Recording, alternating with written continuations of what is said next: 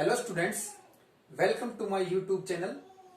आज हम class +2 commerce, subject हमारा बिजनेस है और टॉपिक हमारा स्टाफिंग। स्टाफिंग का मीनिंग जानने से पहले मैंने दो डायग्राम बनाए हैं।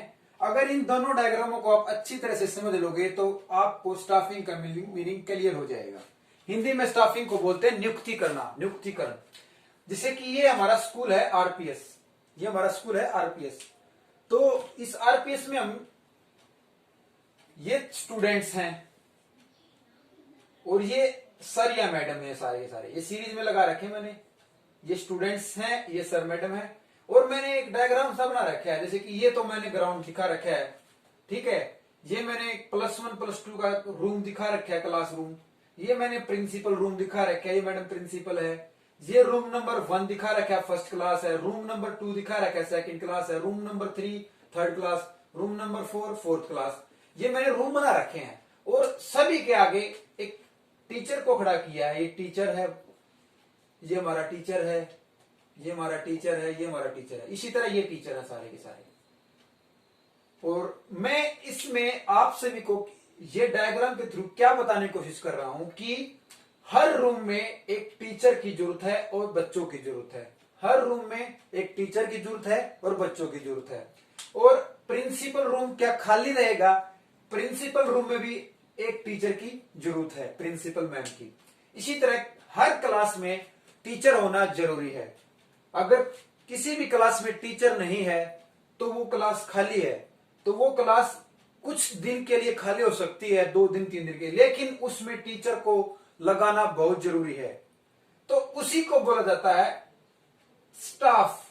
ये सारा का सारा क्या है? स्टाफ है। और इस स्टाफ को अपनी अपनी क्लास को सौंप रखा है, उसी को बोला जाता है स्टाफिंग करना, मतलब नियुक्ति करना सभी की। जैसे कि 11th क्लास के बच्चों को पढ़ाने के लिए टीचर को अपॉइंटमेंट दिया गया है, या फिर फर्स्ट क्लास के बच्चे को पढ़ाने के लिए टीचर को अपॉइंटमेंट दिया गया है। इस स्कूल को चलाने के लिए प्रिंसिपल मैम को अपॉइंटमेंट दिया गया है।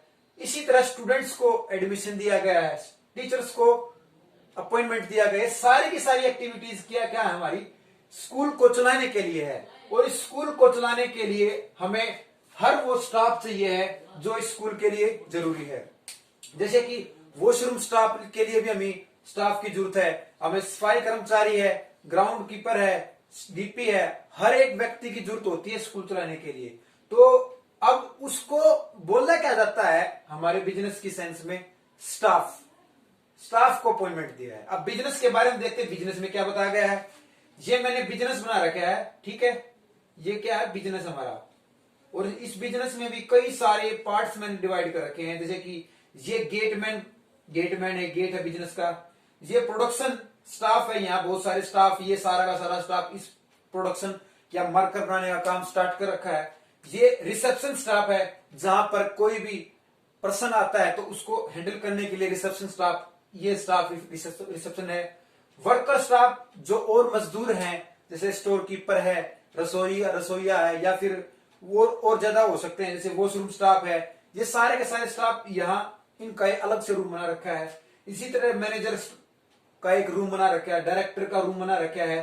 तो ये सारे के सारे रूम जो बना रखे हैं, क्या ये खाली रूम बनाने के लिए क्या इनमें हर एक व्यक्ति को अपॉइंटमेंट नहीं दे रखा होगा? बिल्कुल दे रखा होगा, क्योंकि इनके बाय द वे नाम लिख रखे हैं, मैनेजर रूम या फिर director room, worker room, staff room, washroom. ये सारे के सारे रूम जो लिख रखे हैं इनके नाम के ऊपर, तो इनमें कोई ना कोई स्टाफ जरूर होगा और उसी को बोला जाता है स्टाफिंग करना है। यानी हर वो पर्सन जिसको जिस काम के हिसाब से उसको लगाया गया है, वो हमारा क्या कहलाता है? स्टाफिंग। आई होप कि इन दोनों डायग्राम से आपको समझ में आया कि स्टाफ का मतलब क्या है। स्टाफ एक आदमी है जो अपनी कंडीशन को देखते हुए, अपनी एबिलिटी को देखते हुए, अपनी एजुकेशन को देखते हुए हर डिपार्टमेंट में अवेलेबल मिलेंगे। अब देखते हैं बिजनेस की सेंस में हमारा क्या होता है मीनिंग ऑफ स्टाफिंग। नियुक्तिकरण का अर्थ, इट रेफर्स टू फिलिंग। यानी एक बात और मैंने बतानी भूल गया, क्या हो सकता है ये सारा स्टाफ चेंज हो जाए, लेकिन ये नहीं हो सकता कि ये सारी क्लास खाली मिले। ऐसा नहीं हो सकता।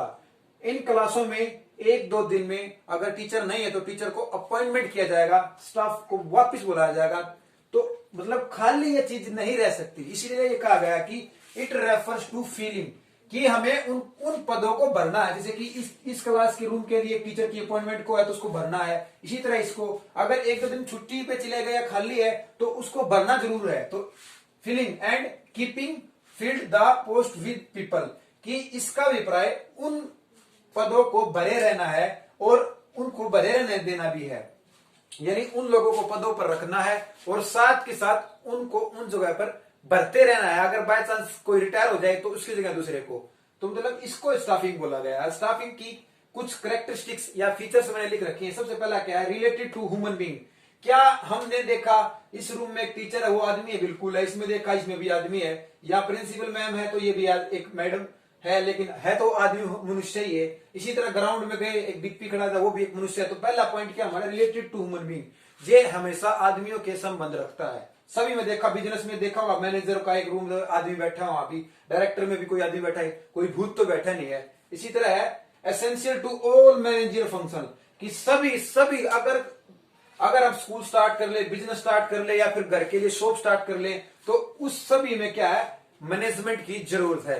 अगर ये मैनेजमेंट नहीं होगा, class first, class second, class third, अगर इनमें मैनेजमेंट नहीं होगा तो ये कोई टीचर कहीं भी जा सकता है। तो इससे क्या होगा, मैनेजमेंट की जो स्टेबिलिटी है वो खराब हो जाएगी। इसीलिए प्रिंसिपल रूम अलग बना रखा है, स्टाफ रूम अलग बना रखा है। तो इसी तरह मैनेज किया गया है हर एक मनुष्य को, ये सेपरेट मैनेजर फंक्शन। अब देखा जाए तो मैनेजमेंट का एक अलग से कार्य है, क्योंकि डायरेक्टर का क्या कार्य है, मैनेजर का क्या कार्य है, वर्कर का क्या कार्य है, ग्राउंड का क्या कार्य है, और रिसेप्शन का क्या कार्य है, वॉशरूम वाले का क्या काम है, प्रोडक्शन वाले का क्या काम है। सभी का अलग अलग से काम सौंप रखा है। और लास्ट हमारा इफेक्ट टू द इंटरनल और एक्सटर्नल। अब एक बात हो सकती है कि इंटरनली स्कूल में किस किस टीचरों का प्रमोशन हो रहा है, किस टीचरों का डिमोशन हो रहा है, और किस किस टीचरों का ट्रांसफर हो रहा है इस स्कूल से दूसरे स्कूल में। इसी तरह हमारे बिजनेस में होता है, कौन कौन से वर्करों का प्रमोशन हो रहा है। प्रमोशन का मतलब है कि एक रैंक से दूसरी रैंक पर भेज देना, और ट्रांसफर का मतलब क्या है कि अगर आप एक शहर में काम करें तो दूसरे शहर में आपका